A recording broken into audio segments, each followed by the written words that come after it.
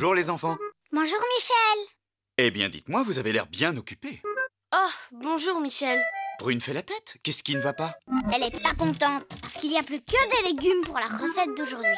Oh, ce n'est pas grave. J'en ai justement une que avec des légumes. Une salade.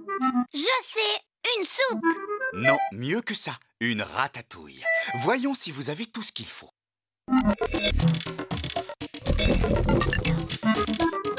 1 kilo de tomates bien mûres, 1 kilo d'aubergines, 1 kilo de courgettes, 2 poivrons verts, 2 gros oignons, 4 gousses d'ail, un bouquet de basilic, du thym en poudre, de l'huile d'olive, le sucre en poudre, sel et poivre. Allez, c'est parti. Nous allons commencer par laver les légumes. C'est moi qui le fais.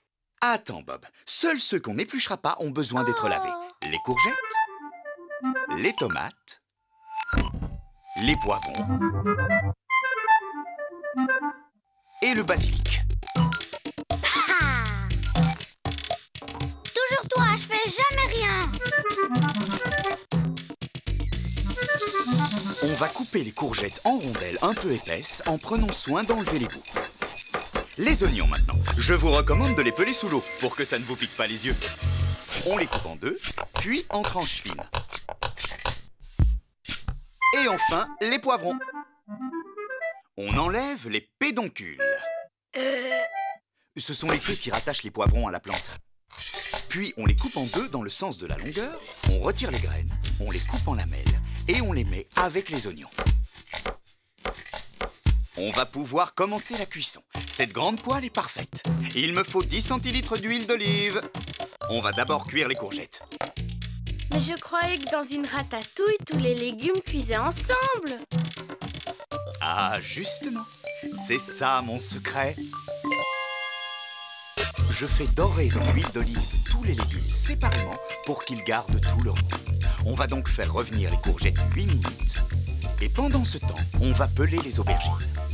Brune, est-ce que tu peux les couper en deux dans la longueur et chaque moitié encore en deux pour obtenir 4 bâtonnets? Bob, je te laisse le soin de couper chaque bâtonnet en tronçons d'1,5 cm.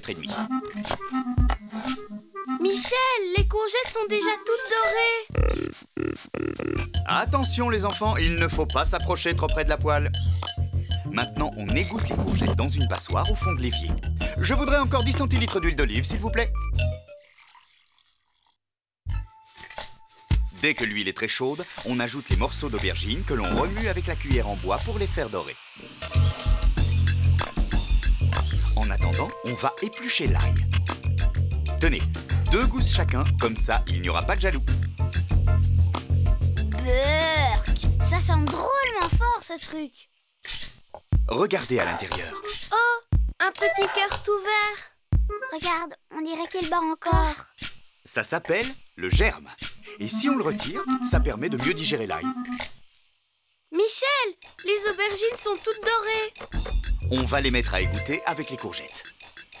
Il va falloir préchauffer le four à 150 degrés. Brune, tu saurais le faire? Oui, bien sûr. C'est sur le 5 au thermostat. Très bien, on peut passer à la deuxième partie de la cuisson. Voici la cocotte. Où est mon fournisseur d'huile? Le voilà. On va verser 3 cuillères à soupe d'huile d'olive, on attend qu'elle chauffe, on baisse le feu avant d'ajouter les oignons et les poivrons en lamelles, puis on laisse suer 5 minutes en mélangeant de temps en temps. Voilà, on laisse cuire doucement et on va s'occuper des tomates.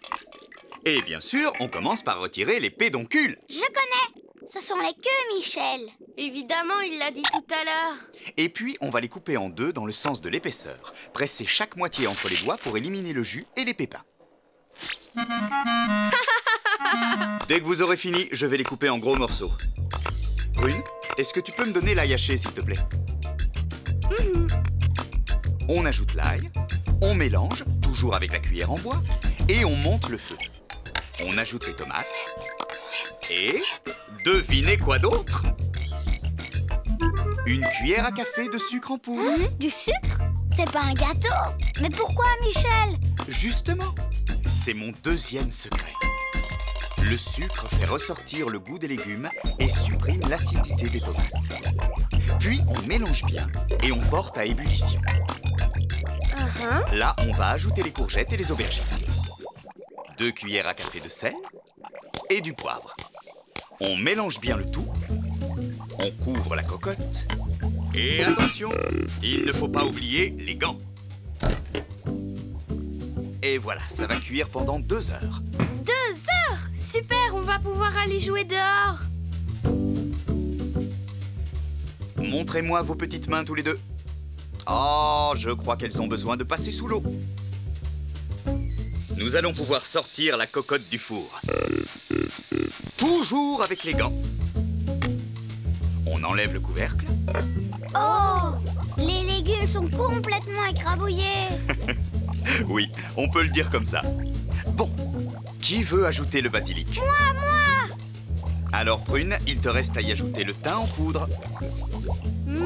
Ça sent bon.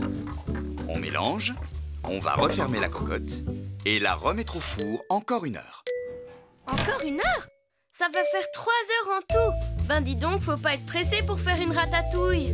C'est sûr, mais d'un autre côté, elle se déguste aussi bien chaude que froide. On ne cuisine qu'une seule fois pour 2 repas. Chouette, on va pouvoir finir notre cabane. Tu viens, Bob? Est-ce que vos mains sentent le savon? Ouais! Alors, Prune, tu veux bien nous rappeler une dernière fois quels sont les 2 secrets pour réussir une bonne ratatouille? Il faut faire dorer tous les légumes séparément, les uns après les autres. Comme ça, ils gardent tout leur goût. Et on ajoute une cuillère à café de sucre en même temps que les tomates. Pour enlever l'acidité des tomates. Et faire ressortir le goût des légumes. Parfait, les enfants. Vous êtes prêts? Prêt, chef! 3, 2, 1, bon appétit! Bonjour les enfants! Oh, bonjour Michel. Qu'est-ce que tu as sur la tête? T'as perdu ta toque blanche? Je l'ai troquée pour une autre toque aux couleurs lyonnaises. Et oui, nous allons faire une spécialité de Lyon, le gratin de macaroni. Des maca quoi? Macaroni. Oh, c'est des pâtes! J'adore les pâtes! Vive l'Italie! Je ne voudrais pas te décevoir, Bob, mais ce n'est pas un plat italien, c'est un plat lyonnais. Et pour faire un gratin de macaroni, il nous faut... Un paquet de 250 grammes de macaroni. Oui, une tranche de jambon blanc d'1,5 cm d'épaisseur, 200 g de fromage râpé, 40 centilitres de lait, 3 cuillères à soupe de beurre, 2 cuillères à soupe de farine, 3 cuillères à soupe de chapelure, 1 cuillère à soupe de gros sel, 1 cuillère à soupe d'huile, du sel, du poivre et de la muscade. Tout est sur la table. Par quoi on commence, chef? Par la béchamel. C'est une sauce blanche, veloutée et onctueuse. Les enfants, vous voulez bien remplir une cocotte d'eau et me l'apporter, s'il vous plaît.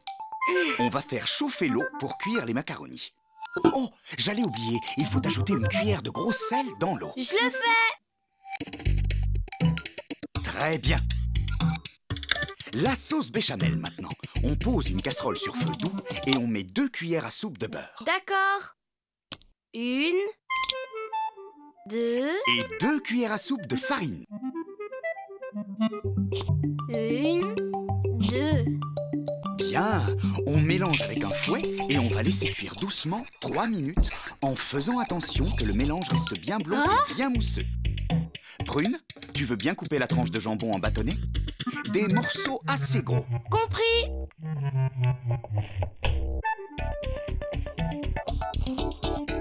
Au bout de 3 minutes, on ajoute 40 centilitres de lait.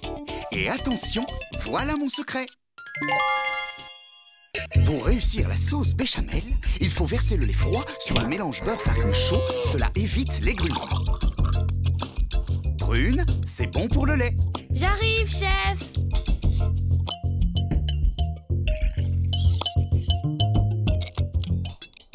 Et on ajoute une cuillère à café de sel fin. Une pincée de poivre. Un peu de muscade. On augmente le feu sur feu moyen. On remue jusqu'à l'ébullition pendant 4 minutes pour que la sauce épaississe. Et là, qu'est-ce qui se passe? Regarde, Bob. Oh! Ça devient de la crème. Exactement, on vient de fabriquer en quelques tours de fouet une superbe sauce béchamel. C'est bon. Et ce n'est que le début. Maintenant, on va préparer le reste. Tu viens? C'est parfait, Prune. Bob, ouvre les 2 sachets de 100 g de gruyère râpée et verse 1,5 paquet dans le saladier. Les 50 g qui restent dans la moitié du paquet, c'est pour Prune. Oh, c'est pas juste. Qu'est-ce qu'elle va en faire? Petit curieux, tu vas voir. Prune, tu veux bien mélanger 50 g de gruyère à la chapelure? C'est quoi la chapelure? C'est des bouts de pain microscopiques. Disons que c'est du pain sec ou de la biscotte émiettée. Oh.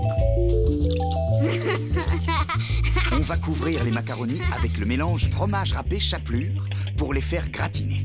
T'exagères, Prune, t'as pas le droit. C'est pour les macaronis.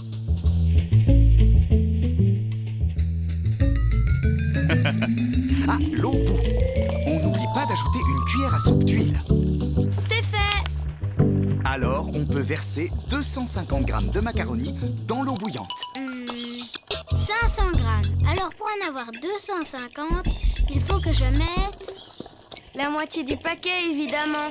250 grammes plus 250 grammes égale 500 grammes.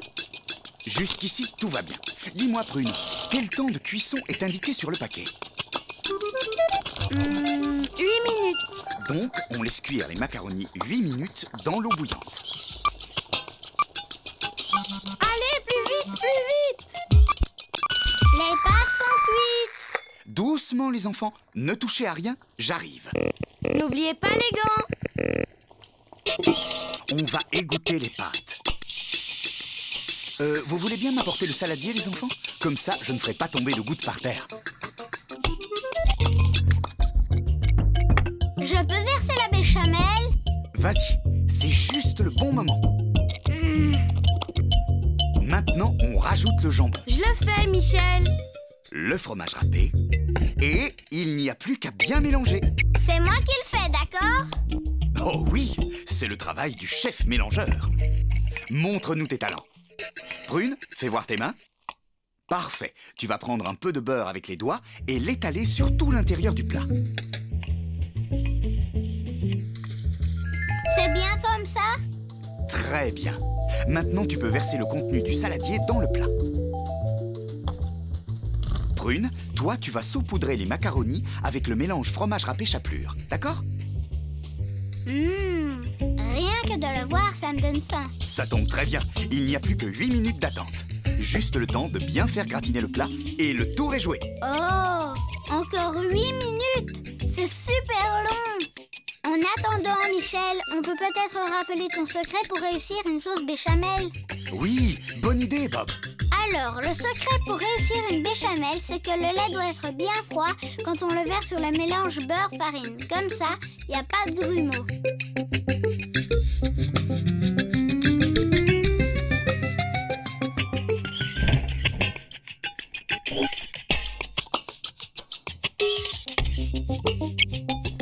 Alors, comment vous trouvez? Délicieux. Nous aussi, on a une surprise.